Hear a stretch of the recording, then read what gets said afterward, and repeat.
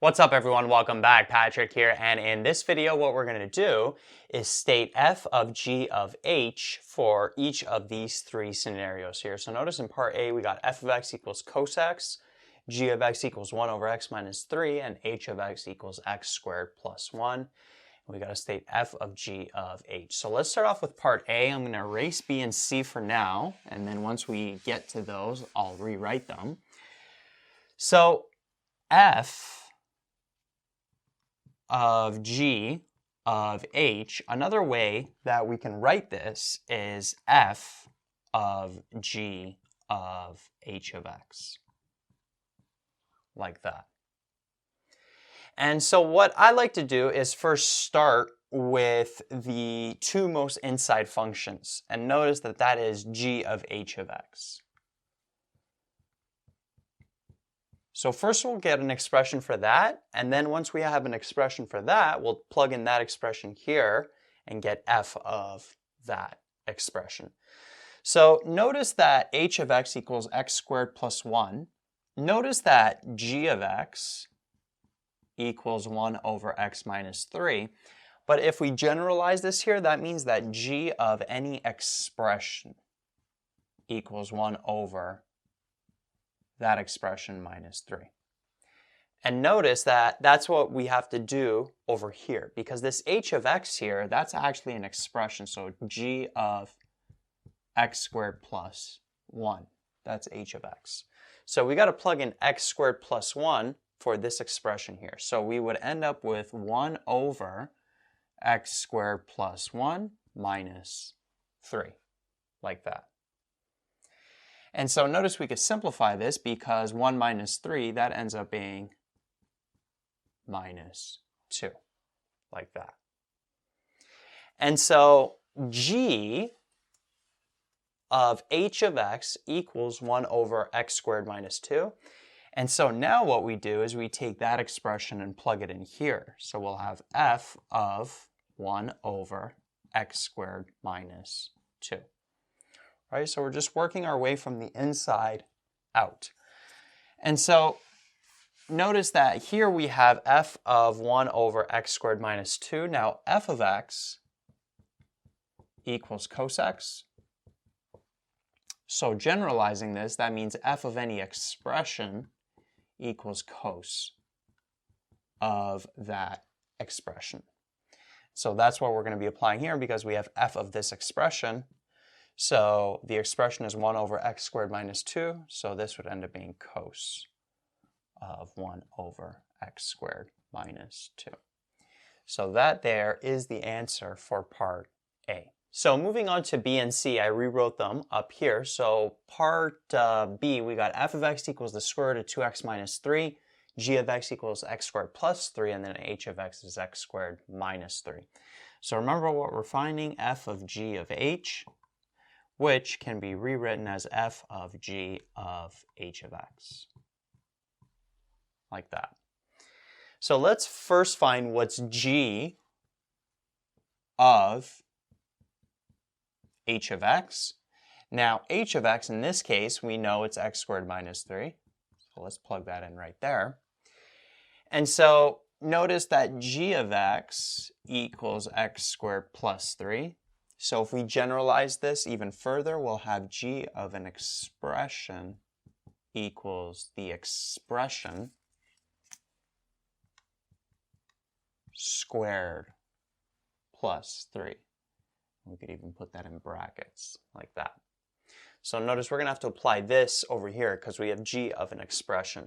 So that's going to be that expression squared, that whole expression has to go inside brackets, plus 3.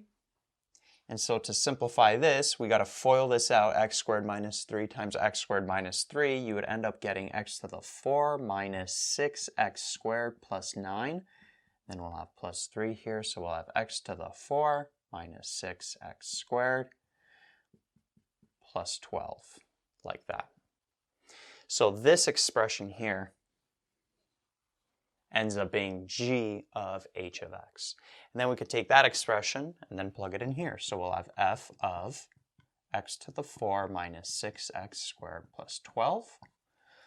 Let's erase this here. Now in this case, what is f of x? F of x is the square root of 2x minus 3.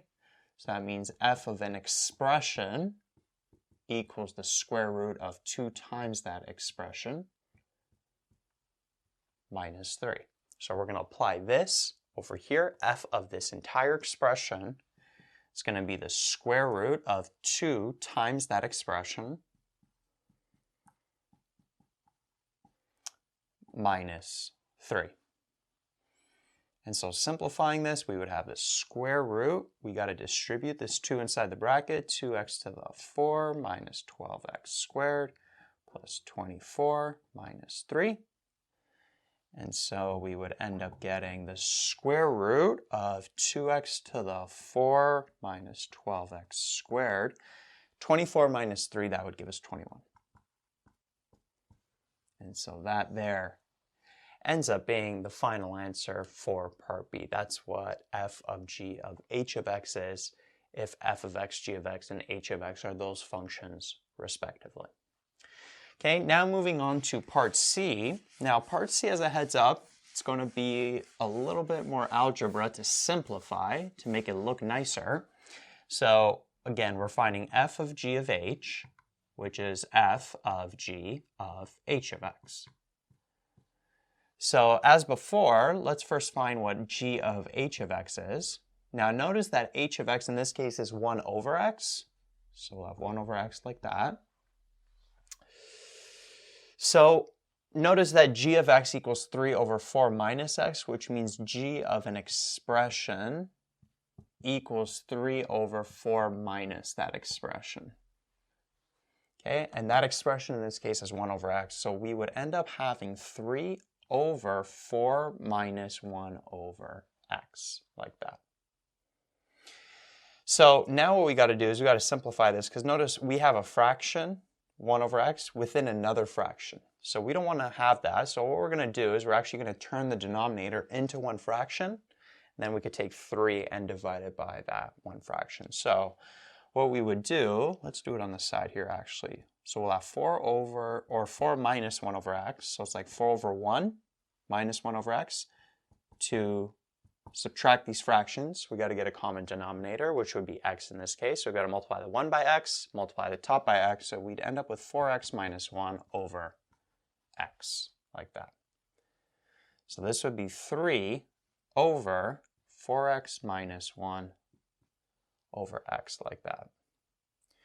So notice that we would have 3 over 1 divided by 4x minus 1 over x.